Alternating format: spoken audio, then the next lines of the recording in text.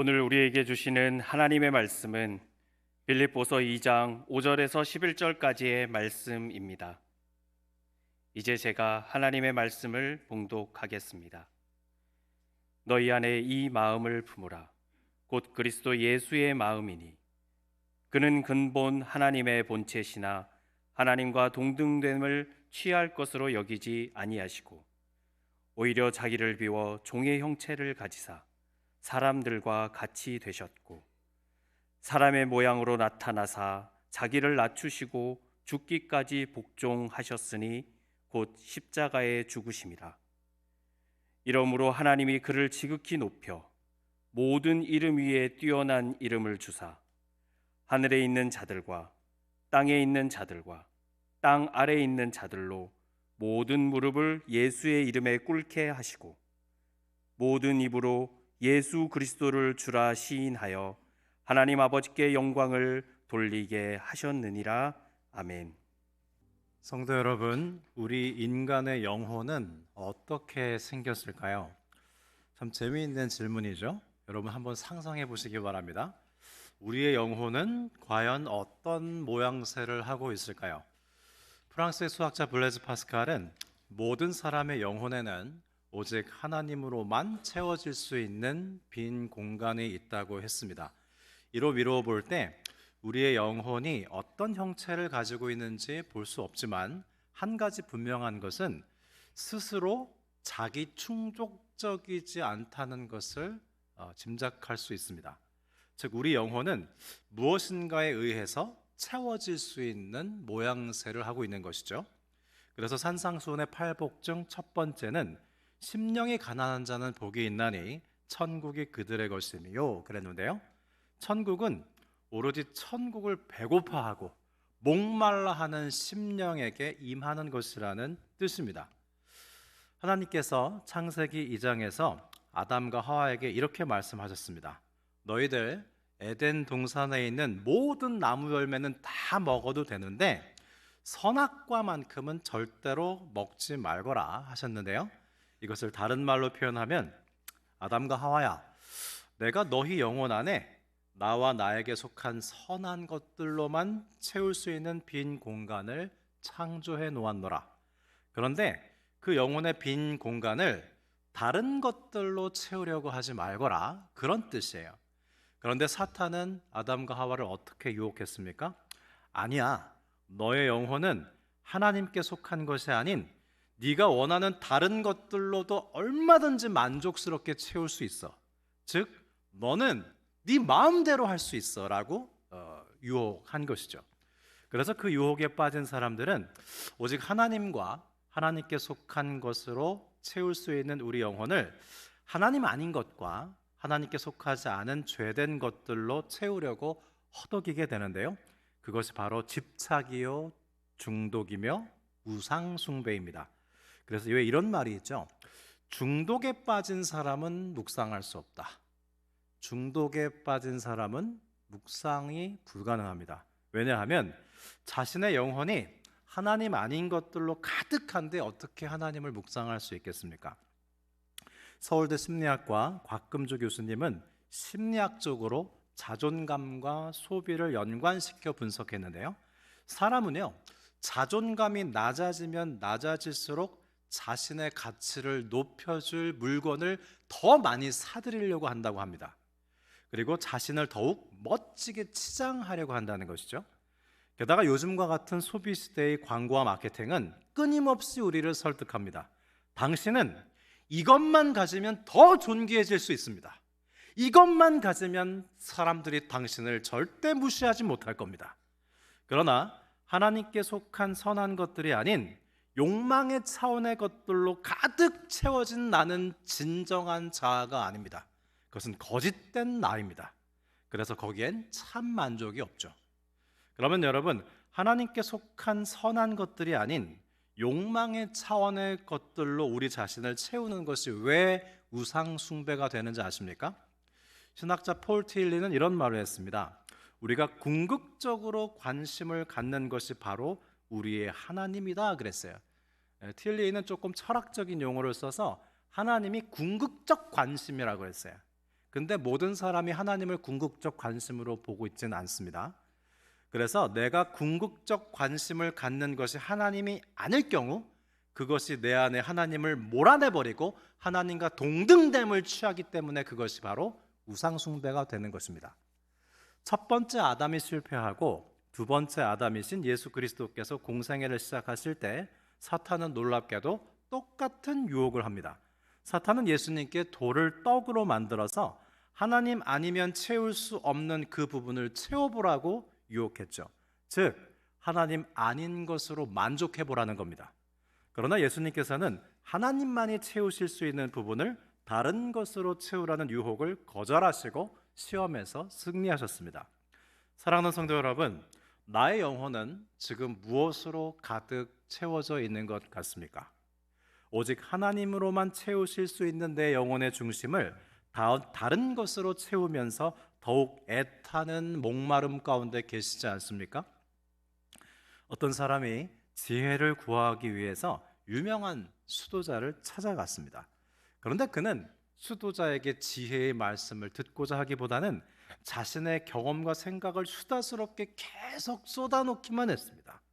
그러자 이 수도자는 말 없이 그 사람의 찻잔에 차를 부어줬는데요, 이상하게도 찻잔에 차가 넘쳐나는데도 계속 그 위에 차를 붓는 것이었습니다.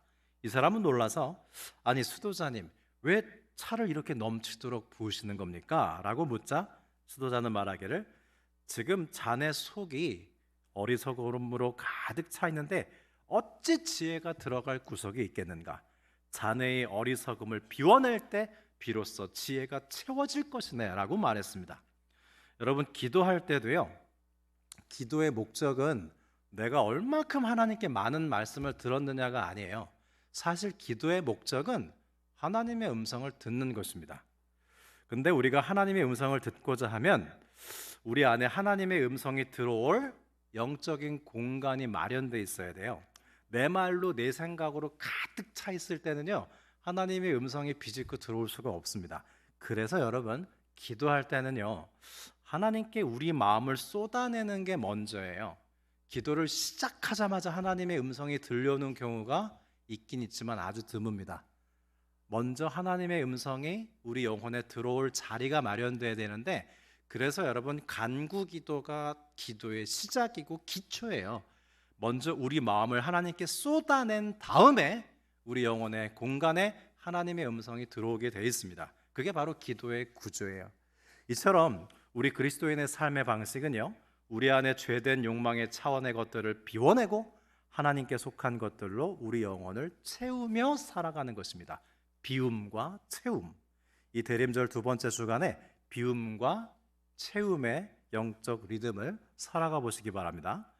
오늘 본문 빌립보서 2장 5절에서 11절 말씀은 신약 성경을 통틀어서 바울 기독론의 진수가 담긴 대단히 중요한 말씀입니다. 사도 바울이 신학을 전개하는 데 있어서 유용하게 사용하는 것 중 하나는 아담 그리스도 유형론인데요, 아담과 예수 그리스도를 비교하면서 뚜렷한 도식을 보여주는데, 첫 번째로 만일 우리가 아담과 연대하잖아요, 그러면 죄된 욕망으로 채워져서 하나님께 불순종하고 하나님을 떠나게 됩니다. 반면 예수 그리스도와 연대하면 하나님의 선한 것들로 우리 영혼이 채워지고 하나님께 순종하면서 하나님께 돌아가게 돼요. 바울은 이 두 가지 도식을 자주 사용합니다. 아담은 자신의 영혼에서 하나님을 몰아내버렸어요. 선악과를 먹고 내가 하나님 되겠다고 했잖아요. 내 영혼에 하나님을 그렇게 몰아내버린 결과, 하나님과 동등됨을 취하려 한 결과 그는 어떻게 됐습니까? 영광스러워지기는커녕 수치스러워졌고 낙원에서 추방당했습니다. 반면 예수 그리스도께서는 근본 하나님과 본체심에도 불구하고 하나님과 동등됨을 취할 것으로 여기지 아니하시고 자신을 비웠어요. 이 비움의 성육신의 진리를 바로 헬라어로 케노시스라고 합니다. 여러분, 케노시스 곧 비움이라는 걸 기억해 두시기 바랍니다. 그러면 여러분, 예수님의 비우심의 목적은 무엇일까요? 예수님은 무엇 때문에 자신을 비우셨을까요?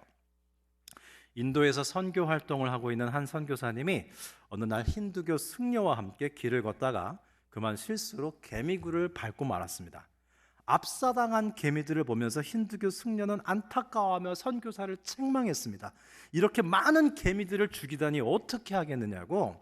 그러자 선교사님은 그럼 내가 어떻게 개미들에게 사과를 하면 좋을까요? 라고 묻자 윤회설을 믿는 이 힌두교 승려는 말하기를 당신이 죽어서 개미로 태어나서 개미에게 사과해야 한다고 했습니다. 그러자 선교사님은 무릎을 치면서 말했어요. 바로 그겁니다.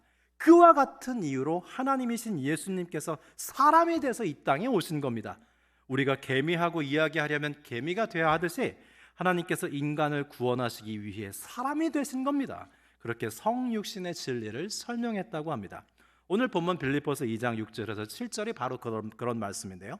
그는 근본 하나님의 본체시나 하나님과 동등됨을 취할 것으로 여기지 아니하시고 오히려 자기를 비워 종의 형체를 가지사 사람들과 같이 되었고 그랬어요. 평생을 문둥병자를 전도하며 그들과 함께 살다 죽은 다미안 신부라는 분이 있습니다. 실화이고 이분의 전기가 실제로 있습니다.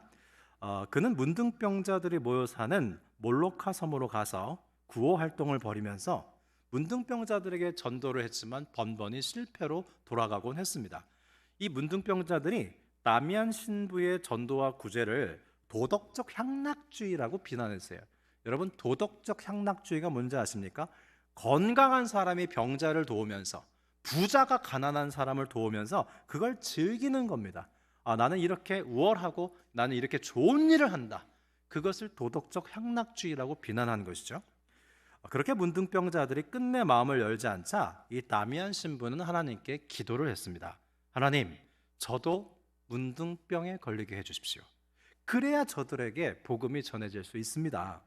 놀랍게도요, 그의 기도가 응답됐습니다. 그래서 이 다미안 신부가 문둥병 환자가 됐어요.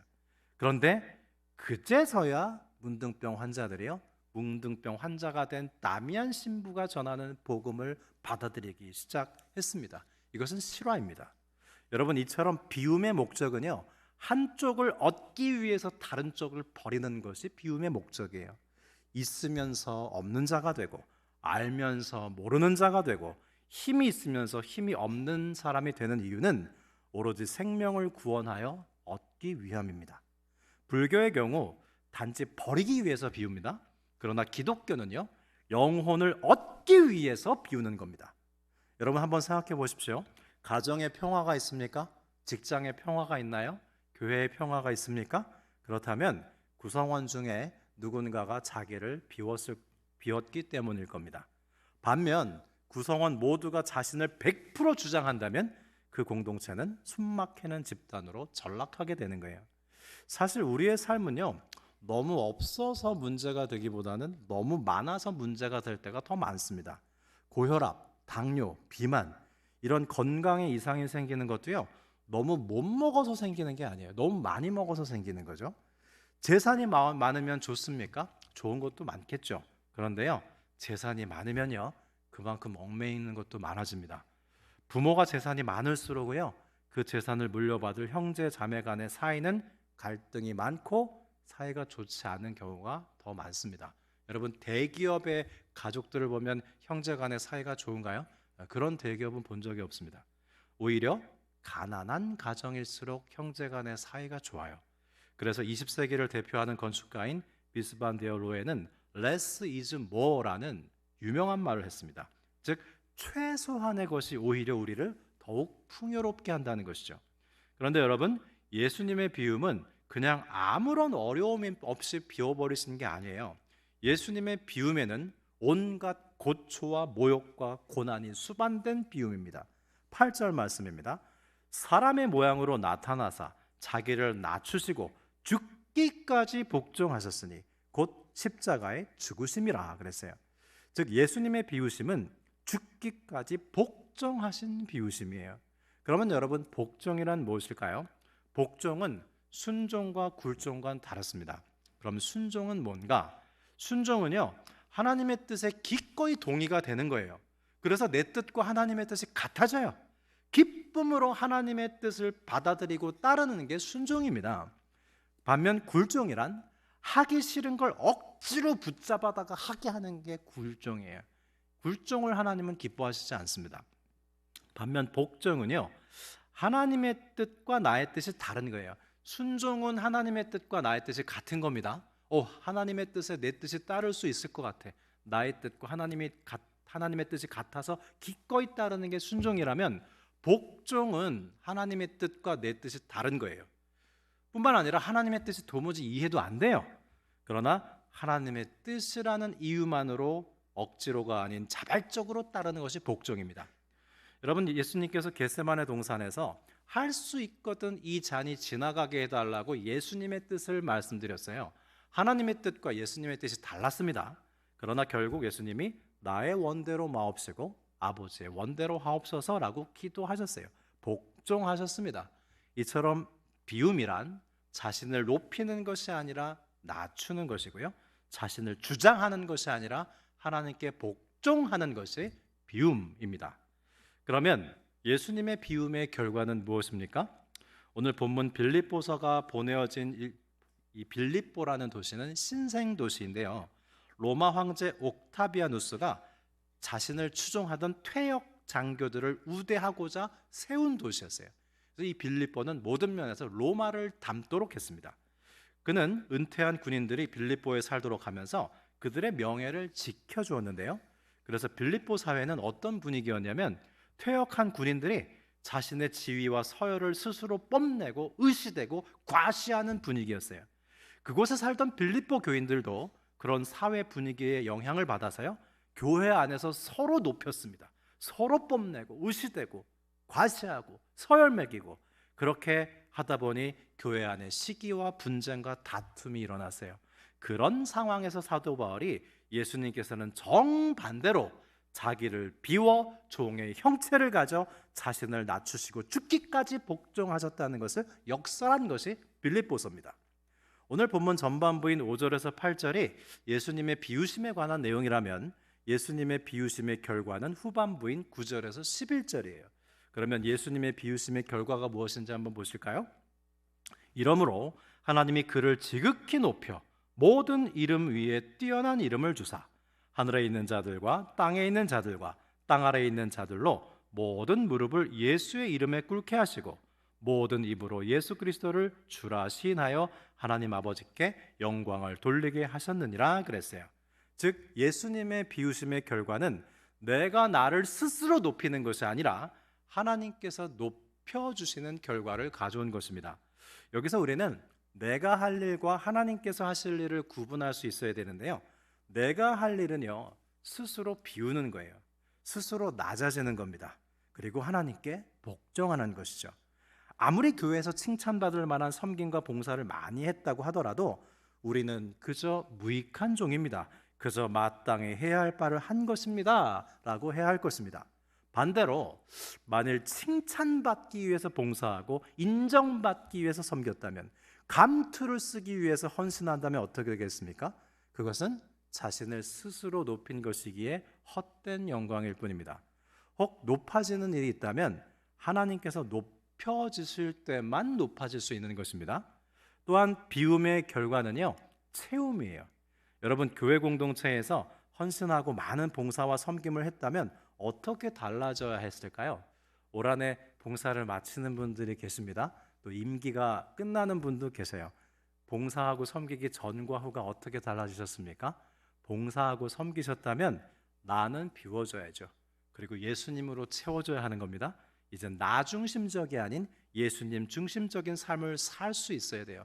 여러분, 이것은 그냥 아무것도 안 하면서 그렇게 배울 수는 없습니다.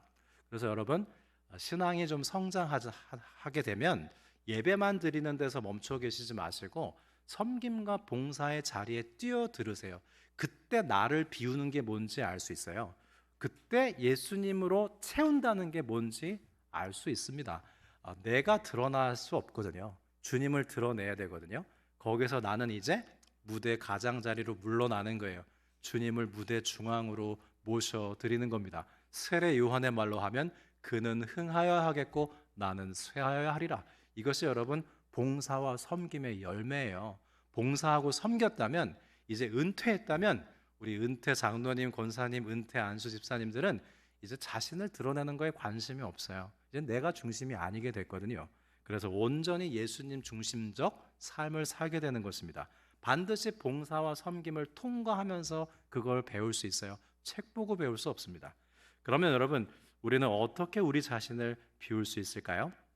실제적인, 추상적이 아닌 실제적인 영성 훈련으로 말씀을 드릴게요.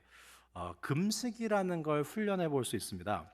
여러분, 금식은요, 나의 소원 성취를 위해서 하나님한테 단식 투쟁하는 게 절대 아니에요. 쫄쫄 굶으면서 기도하면서 하나님한테 불쌍하게 보여서 응답받는 거 아닙니다. 금식을 해보면요, 신기하게도 나를 강하게 지배하는 게 뭔지 발견하게 돼요. 적어도 한 3일은 금식을 해보면 이게 나타나는데요. 금식하잖아요. 모든 게 비워졌잖아요. 그런 가운데 나를 강하게 사로잡는 게 나타납니다. 평상시엔 여러 개 뒤섞여 있어서 몰라요. 폴 틸리의 언어로 말하면 나의 궁극적 관심이 뭔지 나타나요.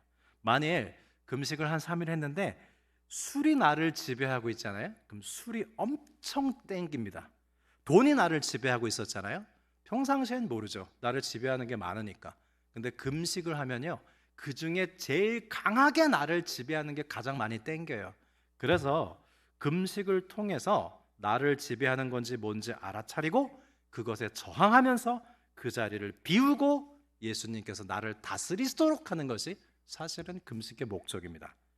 혹시 하나님으로 채워져야 할 부분이 좀처럼 채워지지 않아서 답답한 분들 계십니까? 그런 때 여러분 되게 좋은 시간이에요. 하나님으로 빨리 채워졌으면 좋겠는데 빨리 안 채워지잖아요. 그럴 때 우리 영혼이 어떻게 되냐면 계속 하나님께 대해 배고파하고 목말라 하면서 하나님께 대한 갈망이 자라나요.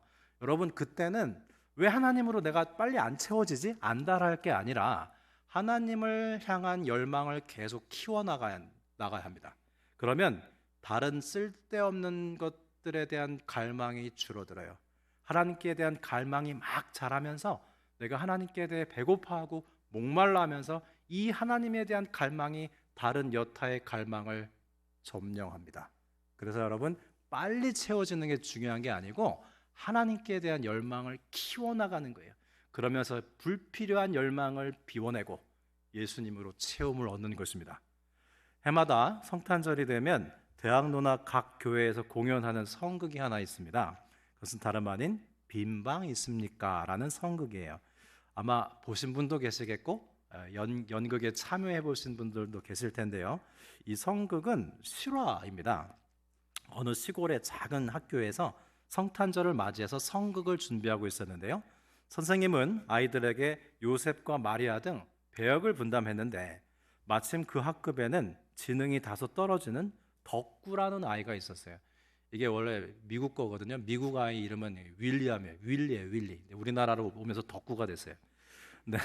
선생님은 이 덕구가 비록 지능이 떨어지긴 하지만 아주 간단한 배역을 소화해내므로 자신감을 얻길 바랬습니다. 그래서 덕구에게 여관집 주인 역할을 맡겼는데요. 그래도 되겠다 싶었던 이유는 대사가 아주 단순했기 때문입니다. 덕구의 대사는요, 빈방 없습니다, 이 한마디였어요. 근데 덕구가 방을 발음을 못해 맨날 바이 이러거든요. 열심히 연습해가지고 발음이 됐어요. 빈방 없습니다, 이게 됐어요. 연극팀은 수차례 연습을 한 끝에 드디어 성탄절이 돼서 공연을 하게 됐는데요. 연극이 순조롭게 처음부터 끝까지 잘 진행되는가 싶을 때에 마지막 장면이 돼서 요셉과 만삭이 된 마리아가 다급하게 여관에 들어와서 빈방을 찾을 때였습니다. 요셉과 마리아가 여관집 주인에게 주인 양반, 혹시 빈방이 있습니까? 라고 물었을 때 덕구는 매몰차게 빈방 없습니다 하면 될 참이었어요. 근데 연습 땐 그렇게 잘했던 이 덕구가 갑자기 우물쭈물하면서 좀처럼 대사를 못하는 겁니다. 그래서 선생님은 무대 아래에서 답답한 나머지 덕구야, 어서 빈방 없습니다 라고 말해 하고 소리쳤어요. 그래서 덕구는 그제야 정신을 차리고 빈방 없습니다 라고 대사를 했습니다. 그렇게 연극이 무사히 마치나 싶었는데 벼랑간 덕구가 돌아가는 요셉과 마리아를 향해서 다음과 같이 외치는 것이었어요. 사실 우리 집에 빈방이 있어요. 내 방이요. 비록 작지만 내 방을 사용하세요 라고 덕구는 갑작스럽고 엉뚱하게 돌발 사태를 일으켰습니다. 그만 무대는 아수라장이 되고 말았고요. 연극은 망쳐버리는 듯했지만 덕구의 순수한 마음에 감동된 일부 관객들은 기립박수를 치기도 했습니다. 다음은 성극이 끝난 다음 덕구의 독백입니다. 하나님, 용서해 주세요. 제가 연극을 다 망쳐 놓았어요. 그렇지만 저는 정말 우리 집에서 예수님이 태어나셨으면 좋겠다고 생각했거든요. 예수님이 내 방에서 태어나신다니 얼마나 신나요? 그럼 저는 방을 쓸고 걸레로 닦고 깨끗이 청소해 놓았을 거예요. 나는 예수님이 좋아요. 예수님 사랑해요. 예수님 최고예요. 예수님은 내 죄 때문에 죽으셨잖아요. 이어지는 선생님의 대사입니다. 덕구는 그렇게 무대 위에서 무릎을 꿇은 채 그날 밤을 지새웠습니다. 가끔은 울며 가끔은 웃으며 덕구는 밤새 하나님과 대화를 나누었습니다. 새벽녘 지친 덕구가 잠에 떨어지자 하나님께서는 그런 덕구를 위해 새하얀 눈을 내려주셨습니다. 눈송이들은 덕구의 영혼을 어루어 만지듯 부드럽게 내렸습니다. 그리고 아기 예수는 그날 밤 덕구의 빈 방에 안락한 잠자리를 마련하셨습니다. 덕구의 영혼은 그렇게 예수님으로 가득 채워졌습니다. 사랑하는 성도 여러분, 여러분은 주 예수님을 모셔드릴 빈 방이 준비되어 있으십니까?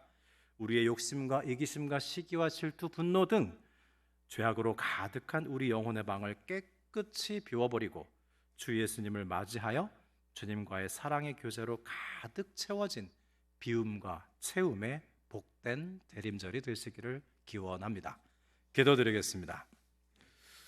사랑의 주 예수님, 우리의 영혼은 주님을 배고파하고 목말라 하건만은 정작 죄된 욕망의 차원의 것들로 가득 채워져 있고 그것들을 비워내지 못해 주 예수님을 온전히 모셔드리지 못하고 있사오니 우리를 불쌍히 여겨 주십시오.